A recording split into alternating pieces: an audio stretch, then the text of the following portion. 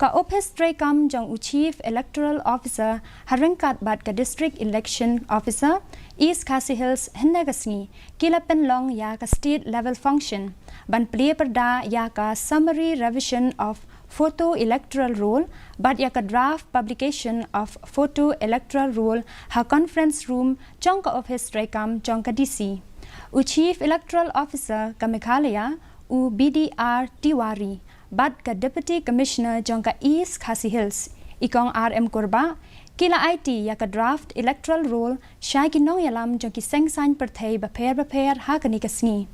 Chief Electoral Officer ka jala ha ka jingalang bat kilat pathai khubor hennen kasni ulayathu ba ki don arphawai lak prapun riu hajar shispa sanphawai ngut kinong thep vote ha ka jala ha ka ba ki kan thei kidang beteng ban tam ya kinong thep vote chenrang CEO ulayathu ru ba ki don lai hajar south pa praphaw artali ki polling stations ha ka leng ki benta ga jala